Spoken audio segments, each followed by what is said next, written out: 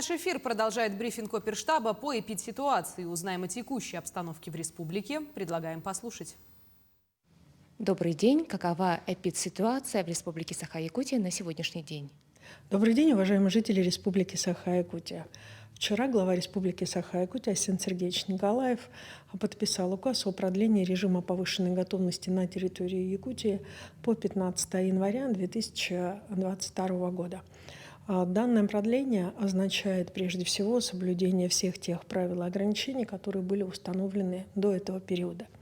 Оценивая санитарно-эпидемиологическую обстановку в республике, необходимо обратить внимание, что за прошедшие сутки Управлением Роспотребнадзора выявлено 250 случаев новой коронавирусной инфекции, в том числе дети и подростки, составляют 50 ребятишек. Из 200 взрослых, которые выявлены, из 200 случаев, которые выявлены из взрослых, непривитых 194 человека, это составляет 97%. На настоящий момент в стационарах республики получают лечение 1385 пациентов, а в состоянии средней тяжести находится 1285 наших сограждан. В тяжелом состоянии 110, из них непривитых 108 человек. В отделениях реанимации врачи борются за жизнь 31 крайне тяжелого больного жителя нашей республики.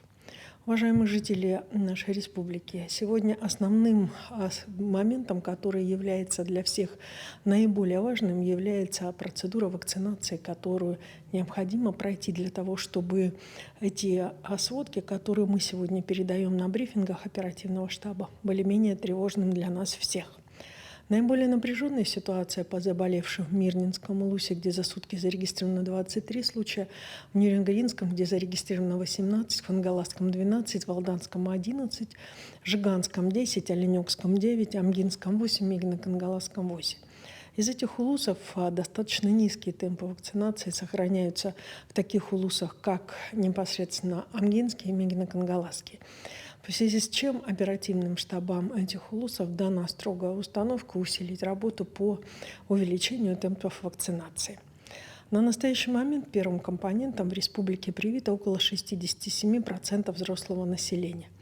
Наиболее низкие темпы вакцинации сегодня характеризуются для Амгинского, Верхневилюйского, Кобяйского, Мирнинского, Намского, Нерюнгринского, Алёкминского, Усть-Алданского и Чурапчинских улусах.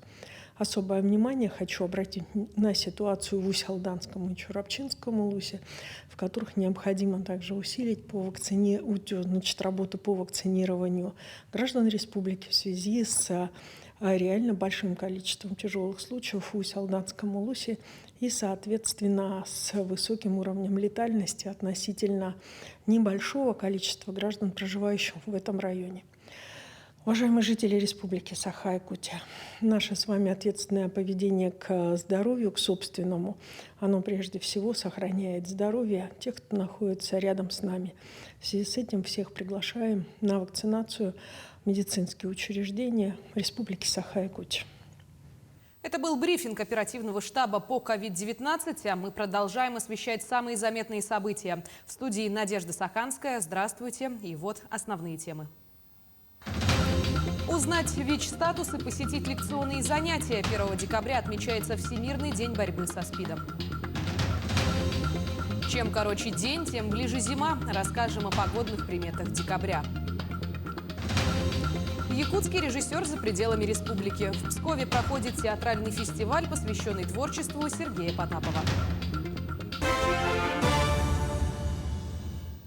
Доходы бюджета республики в следующем году увеличатся на более чем 32 миллиарда рублей. На сессии Госсобрания Илтумен во втором и окончательном чтении принят главный финансовый документ Якутии на 2022 и плановый период 2023-2024 годов.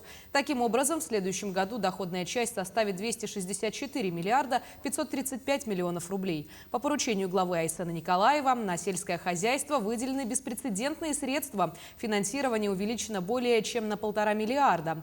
Собственные доходы республики превысили 151 миллиард, чего ранее не бывало. На самом деле мы вышли на очень большую планку. Мы входим в число 10 регионов страны по размеру собственных доходов. Это очень важно. Ну и, конечно, то, что федеральный бюджет нас поддерживает.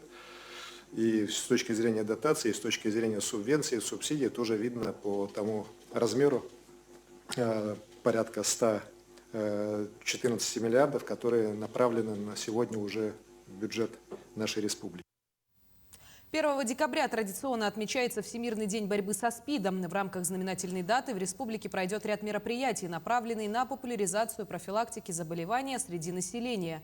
Это лекционные занятия, семинары, а также акции, в ходе которых можно будет узнать свой ВИЧ-статус.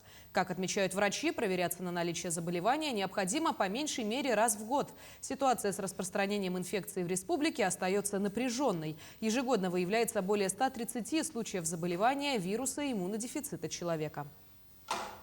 ВИЧ-инфекция очень долго себя никак не проявляет. Или она может маскироваться под различные ОРЗ, ОРВИ или простудные заболевания. В общем, очень трудно, так скажем, узнать, что это именно острый период ВИЧ-инфекции. Дело в том, что ВИЧ-инфекция сейчас стала расти. Вот, статистика растет. Ежемесячно наш центр СПИД выявляет от 10 до 12 новых случаев. В Нюрбе прошел IT-десант технопарка Якутии. Группа специалистов провела двухдневный образовательный семинар для школьников и педагогов Нюрбинского района. Посредством видеоконференц-связи прошли лекции и практические занятия. Специалисты рассказали о том, какую выбрать профессию, чтобы работать в этой отрасли. IT-семинары – это профессиональная ориентация молодежи в сфере инновационных технологий, повышение уровня цифровой грамотности и IT-компетенций. Также в рамках десанта специалисты оценили уровень оснащенности IT-клуба Нюрбинского района. IT-десант – это прежде всего выезд команд, которые могут обеспечить качественное образование участникам на семинарах. В семинары входят как лекции, так и практические занятия. Вот по нюрбинским ребятам что скажу. Сейчас Нюрба является одним из самых быстро развивающих по IT. Именно здесь большая покрытость территории интернета, и, соответственно, здесь больше условий для тех же школьников будет. Очень много команд с Нюрбы записалось в этот хакатон. Наступил последний месяц уходящего года. В декабре дни короткие, ночи длинные и темные. А 21 декабря в северном полушарии Земли наступит зимнее солнцестояние. Продолжительность дня составит всего 7 часов. Декабрь считается одним из холодных месяцев. Как отмечает народный синоптик Тускул, в этом году декабрь будет намного теплее, чем в предыдущем. 60-градусные морозы наступят после 20-х чисел в Оймеконье, Татинском, Чурапчинском районах. Однако в начале Нового года с приближением циклона температура воздуха чуть повысится. В северных районах погода также будет мягкой. Тем не менее, жители Верхоянья ожидают кратковременные морозы. В этом году после третьей декады у нас холода будет в Оймеконском лусе, Татинском лусе и Чурапчинском лусе. Там будет где-то 60, 55, 58 градусов будет. Потом где-то ближе к Новому году у нас будет большой циклон. Циклон появится, это ежегодно бывает. Это где-то числа 27-28 потепление пойдет. Это будет до 7-го до Рождества. Поэтому такие уж холодные дни у нас будут только в начале третьей декады. А остальные улусы, это в основном вот у нас западные улусы, это Алекминские, там где-то среднее 20-30 градусов всего мороза будет. И в Илюшскую группу улусов тоже такие уж холодные погода не будет. Там всего 30 и 40 градусов будет. В Псковском академическом театре драмы имени Пушкина с 26 ноября по 1 декабря проходит Потапов-фест. Фестиваль, посвященный творчеству якутского режиссера театра и кино Сергея Потапова. В театральную жизнь одного из самых древних русских городов окунулась Туяра Константинова. Успех любой творческой постановки зависит от 3 факторов – режиссера, актеров и пьесы. Смелый эксперимент в Пушкинском театре драмы стал успешным опытом творческого обмена между школами разных регионов страны. Здесь открытым новым театральным сюжетом и нестандартным режиссерским подходом. Спектакль, я думаю, пойдет на зрителя, потому что вчера на премьере я почувствовал энергию зрительного зала. Вот. Это самое важное. Где бы я ни был, на каких языках бы я ни ставил, все равно. Дух театра, он всегда один. Идея проведения Потапов-фест принадлежит худруку Псковского театра драмы, кинорежиссеру, продюсеру Дмитрию Месхиеву. Формат камерного фестиваля не смог охватить все театральные коллективы, с которыми работает якутский режиссер. У Сергея Потапова более 100 театральных постановок в России, Казахстане, Европе и Прибалтике. Хума – это же сохранение традиций, сохранение языка народа.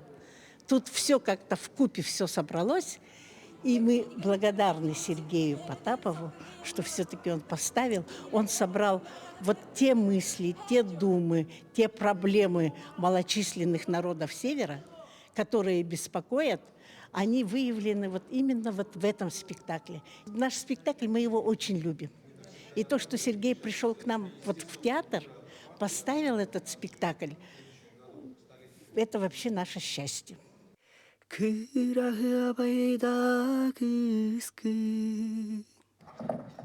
Снимал этот фильм 2 дня, монтировал 2 года. Сегодня я первый раз смотрела ваш фильм и поняла, что там есть такая попытка, знаете, схватить неуловимое. Весь фильм я проплакала. Я все-таки думаю, что люди разных культур, мы должны друг друга понимать, но мы иногда не обязаны друг друга. Даже вот так я хочу сказать. Мы не обязаны друг друга понимать. Мы очень разные. И в этой разности наша сила, как бы, да.